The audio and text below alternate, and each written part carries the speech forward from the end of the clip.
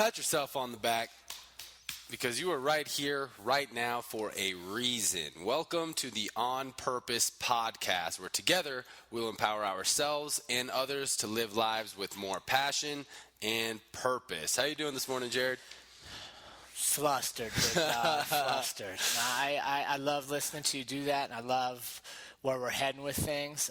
Man, today is interesting. We had a whole different episode kind of put together, and we're like, man, let's scrap that and let's just go a little freestyle, little episode 18 rant. And I want to get right after it, man, and let's talk about hard work and adversity and just what we're doing with our time. I appreciate you believing in our vision for this podcast, and I'm humbled by the numbers we're getting and the messages we're getting from people and the impact it's making. But I'm also a little concerned that we have a lot of people listening, a lot of people being part of the community, but not fully committing to what we're after. Yeah. It's so difficult for some people to see the value past immediate success, or past that immediate, what's the word I'm looking for? That like initial gratification. Yeah, that instant gratification. And I've been experiencing that so much with my peers and even sometimes team members, just that so many people don't see the value in putting in that work. And for us, it is a little bit frustrating sometimes where we have such high achieving listeners that just don't submit the homework because we know the value of submitting it. Yeah, and I think most people are actually doing it. They're not submitting it out of fear, right? Fear that we're accountable, fear that Ali's going to message you back and be like, hey, you set this goal for yourself. How are we looking, where we're at, where are we at, and what are we doing for it? And I think that's where our true growth comes from, is when we not only set the goals, but we're working towards them, but we're sharing that work. And then on the flip side, we're sharing the shortcomings, right? Sometimes you come up short. There's nothing wrong with that. But how do you bounce back? And that's where people struggle. Everybody I know wants big things in life. Yeah. Right? Nobody I know is like, I don't really want anything. I want this little small stuff in life. Everybody wants big stuff. The difference is not everybody's willing to work day in, day out on the little things that move you towards that. And that's really what we wanted to talk about today was, what are you doing for your hard work? What does your hard work look like? Because too many people I see, like you, for example, you're working very hard for your first MMA fight. I worked extremely hard for my fights. Here's what I'll tell you. On fight night at the arena, when it's all said and done, everybody in the arena wants to fight. Right. Everybody's a fighter. Everybody. Yeah. Oh, I'm going to fight next week. I can't wait to do this. I can't tell you how many messages we get. Hey, can we sign up to fight? When can we fight? And then what happens? It takes 6 weeks to prepare properly for a fight. 6 weeks, day in, day out. Food prep, workouts, sleep, extra conditioning, getting beat up, chiropractic, massage, all the stuff that goes into being an athlete. And then wait a second, that looks like hard work. I only want to fight on that Saturday night when you got your hand raised, but they don't understand you don't get there without working every single day. Yeah. And that's where people drop the ball. They see the end result, but they don't realize there is no overnight sensation. There is no one-hit wonder. It's a lot of work. Yeah. Why are we afraid of that work? I don't know if it's people being afraid or just not really understanding how much work it's going to take for certain goals, right? Because like you said, everybody wants the big success. Everybody wants to be achieving things at a high level no matter what you're interested in, whether it's MMA, music, business. Everyone wants to be at the top level. But I think a lot of people, whatever realm that you're focusing in, a lot of people focus more on the end result than the journey, right? Than the work that goes into it. And I think that's a really important thing more important than the end result is focusing on the actual work that's going to be put in. For example, I understand right now that I have to make sacrifices for my first MMA fight to get in the cage, and I have to drop off other things. Even for my business, I know I don't have a huge team. I know that, hey, I'm going to have to dedicate a few evenings a week to come in here and get extra hours in, put in that extra work because I'm having team transition. So I don't know. Why do you think? Why do you think? Think that people are afraid to Yeah. work for it? I think people are short-sighted and they don't see necessarily the progress. And it's kind of what I've talked about before, raising a kid, right? If you look at your kid every day, they don't seem like they're getting that big. But the aunt or uncle who hasn't seen them in months, when they come across, they're like, oh my gosh, Trey's so big. I think our lives are kind of like that. The small work we do every day is progress, but we don't see that huge overnight change that we're seeing on social media, that we're seeing everybody else make. And it seems like they're making it so much faster than us, we get discouraged. We don't see the value in the small work because we're not seeing an immediate result day in, day out.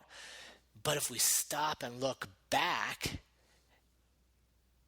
6 months, a year, and be like, wow, that's where I was. Look how far I am.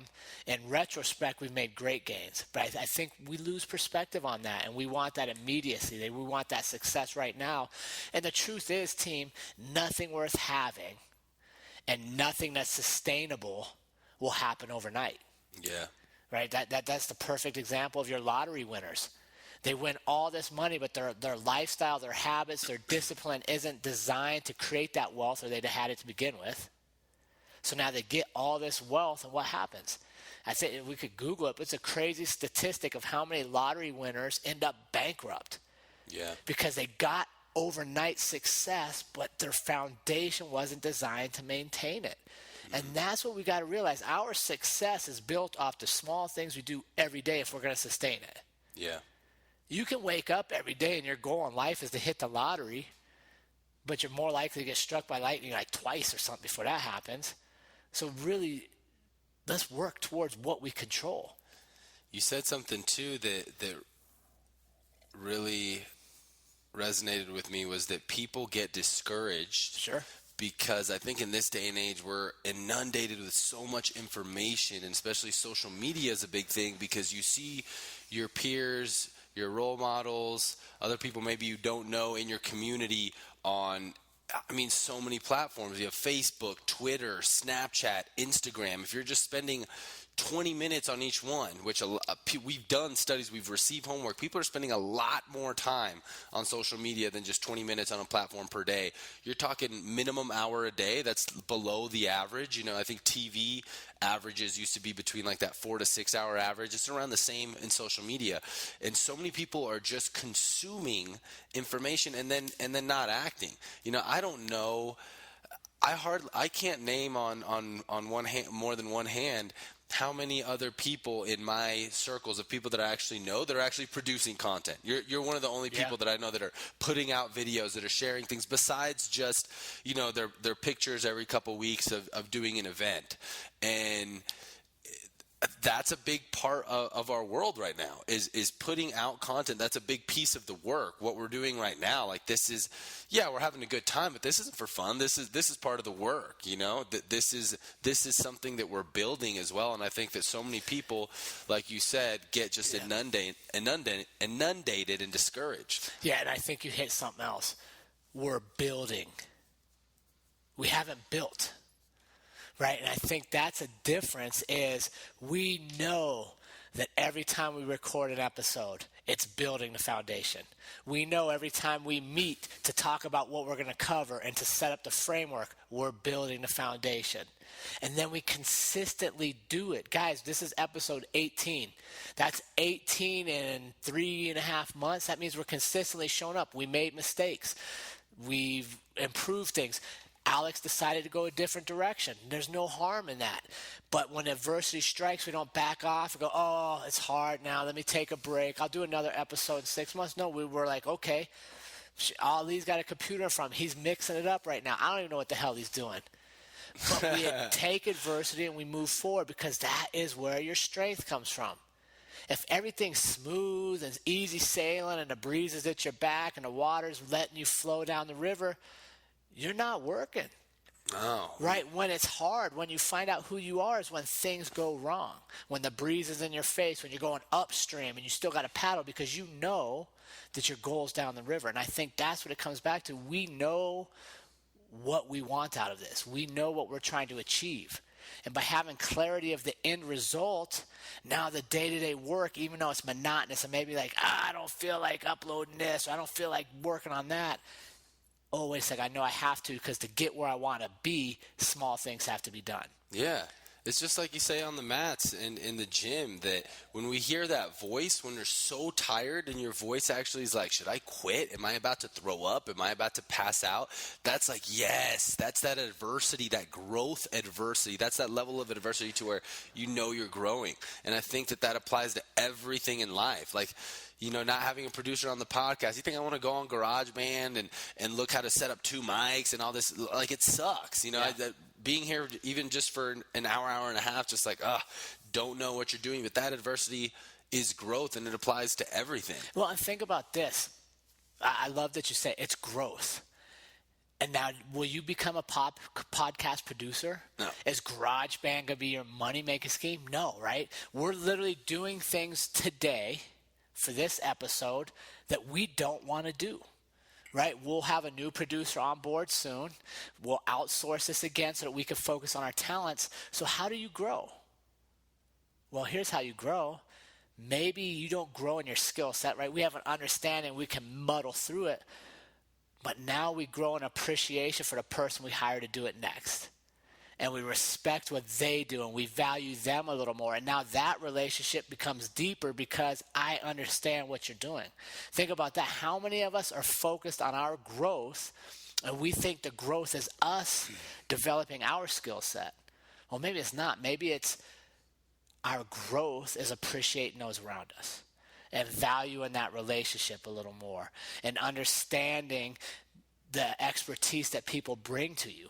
Right? Maybe that's what this is designed to do. But here's what I'm telling you. It's not designed to make us quit. It's adversity. Okay, so now we overcome it. We figure out a new way. And I'm telling you this, on the backside of adversity, always, always, always is growth. Unless you quit. Always. If you quit, then you're there. Then that roadblock becomes where you stopped. But if you see the roadblock and you get around it, you will grow, guaranteed. So we will grow from this. And you guys will grow from this podcast. You will grow from being part of the purposeful community that we're creating, because you're going to grow for yourself and you're going to help grow others around you. Jared, let me ask you this, because I feel really grateful and fortunate to have grown up with sports my entire life. Yes. You know, I've had great coaches, whether it was football, wrestling, track, who really instilled that mentality of you got to put in the work, right? You got to practice. What about for people who aren't athletes, who never played sports? How can they realize that you need to put in consistent work and practice for anything in order to grow? Well, I think the easiest one is to look at your personal relationships. The relationships that you nurture and that you invest time and energy to generally grow. Like a plant. Those that you neglect, that you take for granted, that you don't take care of and are mindful of, generally die off or you separate. So you don't have to be an athlete to understand the value of hard work. I think the biggest thing is have goals, have dreams, know what you're working for so that the day-to-day monotony, the hard things that you do day to day have purpose. And I think that's where a lot of people struggle, is we get to this point in life where we think this is who we are and this is what we're supposed to do. We're supposed to work 9 to 5. We have kids. We put up a house, a white picket fence. We get 2 cars in the garage. We have 2.5 dogs, maybe a cat, and that's all there is. Well, that doesn't have to be all there is. If you know what you want, if you know what you're looking for, but it's easy to get distracted. It's easy to not have that big picture. And that's where I want us to really develop our identity of who we are and what we want in life. And not everybody's going to want the same things, and that's good. For some people, you want to be the best mom you can be right now. Well, fantastic. Here's some ideas on being the best mom. Take care of yourself. Right? A mom that's happy, that's learning, that's maybe working physically to get her body back after childbirth, that's a better mom because she's happy. She has good self-esteem. You want to be a better dad? Well, continue to learn. Set the role model for your kids. Be somebody to look up to. Don't just accept life for what it is. And that's where you and I really connect. And I think where a lot of our listeners will come on board with us is we both took big risks. We're both taking risks. We're both trying to create things in life that we know we want. And by having that clarity, it allows us to handle adversity like today. Okay, this isn't what we want to do before the podcast, but we've got to get it done because we know we made a commitment to show up every Thursday. Right. So we can't show up on Thursday if we don't do our work on Tuesday. And we said today, right? We said we're going to do this today. Why waste any time? We were talking about separating in October, but no, today, taking it in the moment is so important. We don't have time to waste. We could die tomorrow. You're going to die. I'm going to die. Everyone's going to die, and we don't know when it could be. Our time is finite. Our time is limited, and that is the most important commodity that we have. And I'm so grateful to have learned that when I did, because I can't stand wasting hours, just wasting hours for nothing. I mean, don't get me wrong. You need downtime. We need to sleep. We're human beings. We're created to sleep every night. We need leisure time to relax, but there's so much extra hours going to nothing. Nothing. And I'm guilty of it too. Just scrolling on social media, Netflix shows. I mean, if you've watched every show on every episode on any show, you're talking close to 100-something hours. You could learn a brand new skill and be very adept at that skill. 100 hours, and imagine 100 hours of mat time. Yeah. How much more ahead? And it pains me to see that so many people don't value their time and put in the work, right? Because we are built on achieving. Achievement is happiness to us, but here's the key: we can't put our happiness behind the achievement. We have to be happy in the work. Yes. Right. Even if I'm dead tired on the mats, I got stacked, beat my ass, whatever. I'm enjoying it. I know I'm getting better, and it's frustrating sometimes to see that it's so hard for some to grasp. So I really hope that we can do a better job of explaining that and hopefully get through to some people that may need to hear this. Yeah, and I want people to realize you're responsible for you. Nobody else is coming in to do the hard work for you. Nobody else is coming in to get you to where your dreams and goals are. Now, hopefully, you align yourself with a circle that supports you and encourages you. And on the days you don't feel like coming to practice, like, hey, bro, get to practice. We got to get this work in. Because we'll have those moments. But I think too many people sit back and they mistake opportunity, or they miss opportunities. They miss the ability to move to the next level in their life, whatever it is, because it looks like hard work. Right? Man, I would do that, but boy, I just can't today because I got this and that. Everybody has this and that. The people that are moving forward prioritize putting in the work. And I wholeheartedly agree with you. Something I like to ask myself, if I find myself idly doing something, is just stop for a second and ask myself, is this making me better? I am obsessed right now at this stage of my life in getting better, learning more, experiencing more, because I know, like you, I was just at a funeral recently, and this life will end. And how long does your body hold up? How long does your mind hold up? Well, it depends for a lot of us, but here's what I do know. If I work out every day, if I eat right, if I prioritize learning and making my mind think and grow, I prolong those years for myself. Or at least I do what I'm supposed to do to make that happen. I'm scared to death of looking back and going, man, what would my life have been if I'd have worked harder here, if I'd have taken a risk here, if I'd have tried something there.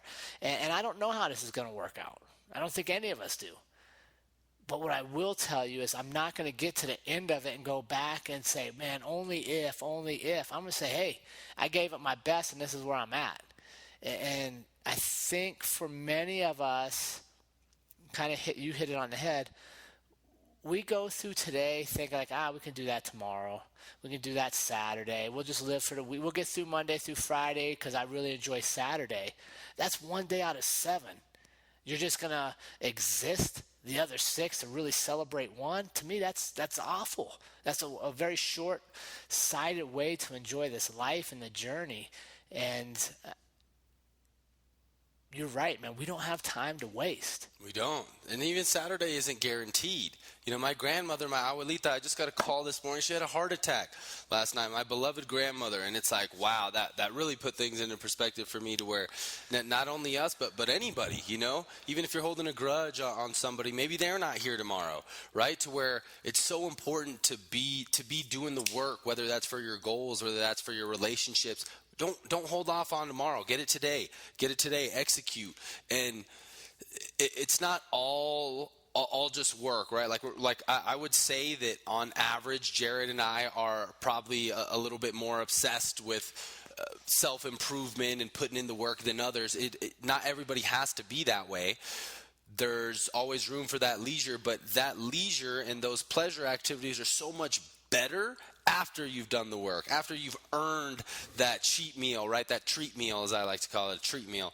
That you earn that vacation because you've been busting your ass. To where work, if you're not enjoying the work, then you need to find a different type of path. You know, enjoy the work that you're doing. Yeah, I like Jocko. I'm a big follower of Jocko, and he has a saying that says discipline equals freedom, right? So if you want to enjoy your leisure more, do your work earlier, right? Like, we all know that if you know you didn't do your work and you try to take time off, part of your mind is going to go back to the work you haven't done.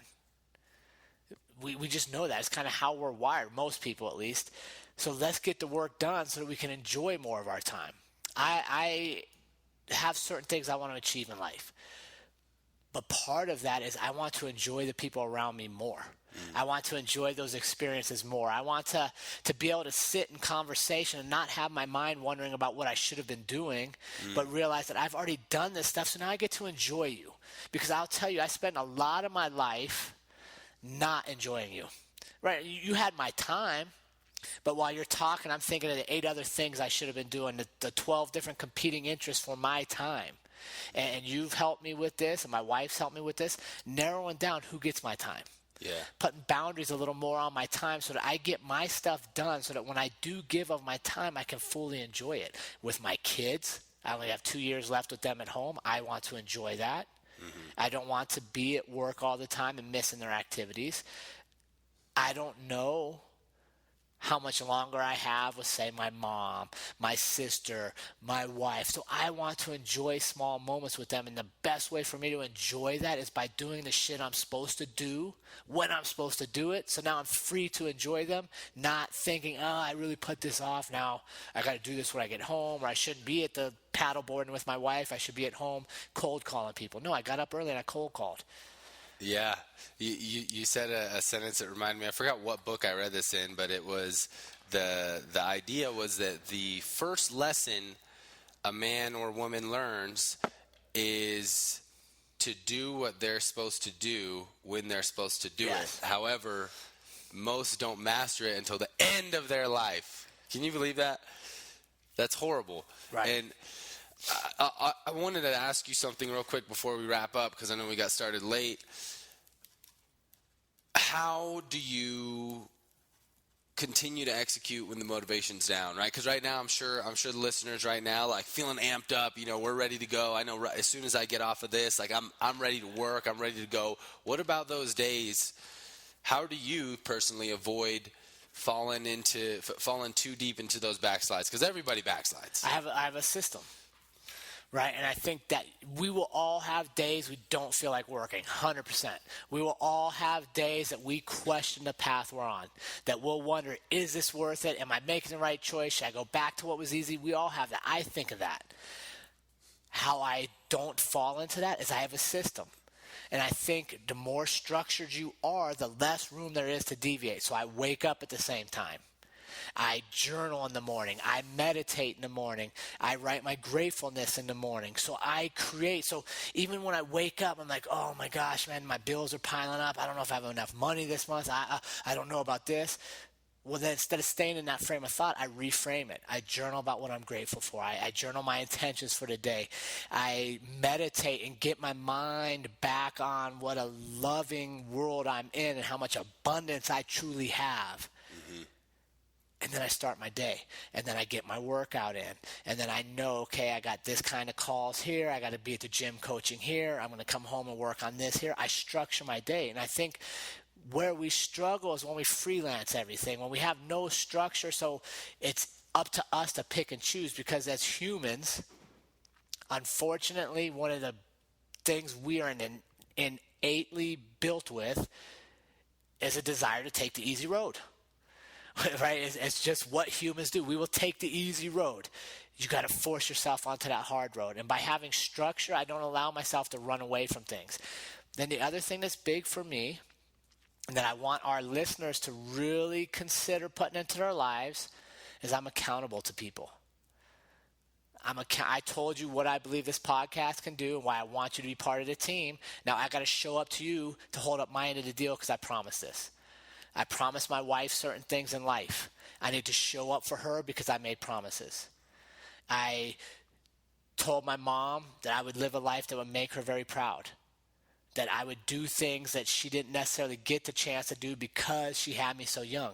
I got to show up.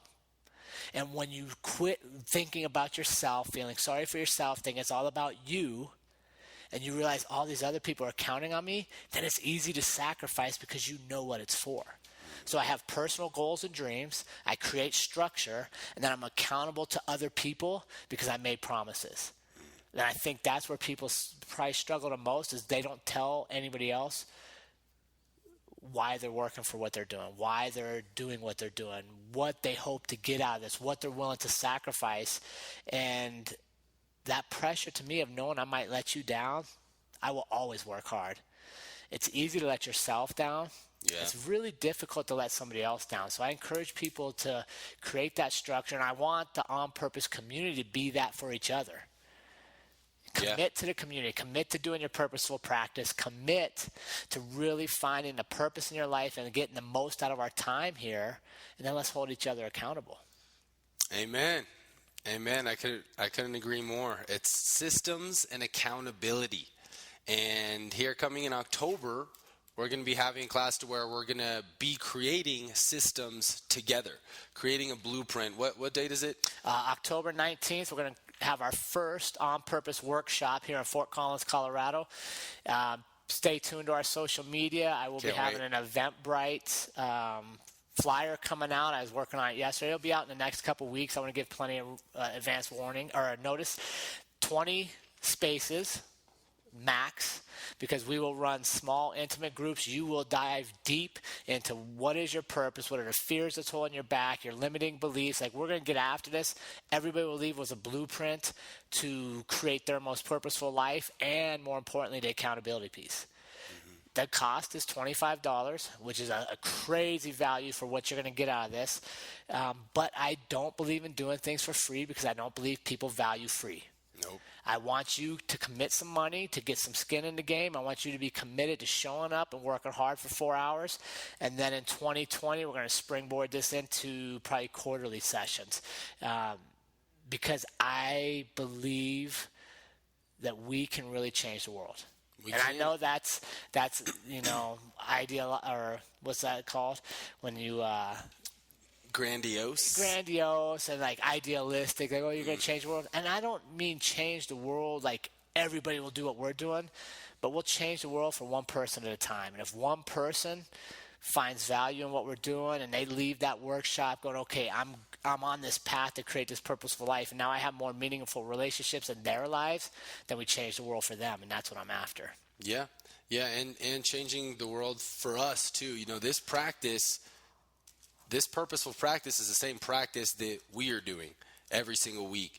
And living life with purpose is so important. I mean, years go by like this. I'm having my 10-year high school reunion next month, and I'm like, what? 10 years ago, it just goes by like this. And the worst thing ever, I volunteered at elderly homes. Like I said, my grandmother just had a heart attack. The worst thing ever is being at the end of your life and having regret. Yep. Seeing regret in people's eyes is the saddest, probably worst thing that you could possibly imagine in life. I can't imagine getting to the end of my life and being like, shit, what happened? I was freaking drinking and watching Netflix and I was about to doing nothing. Yeah. Right. Those are the words that if I hear myself say it, I want to just punch myself in the face. As I was about to. No, I wasn't about to do nothing because I could have. So as we wrap this up, here's some homework or purposeful practice for this week. Practice. First off, I want you to take inventory of your daily activities and ask yourself, is it making you better? Right? Just look at, what am I spending my time daily, and is it making me better? 2, what systems do you have in place to keep you on path so that on those days we're doubtful, those days the negative voice in our head is telling us what can't be accomplished, what gets us back to the road of productivity? And then 3, who's holding you accountable? That's where we're going to work on. So are your daily activities making you better? 1.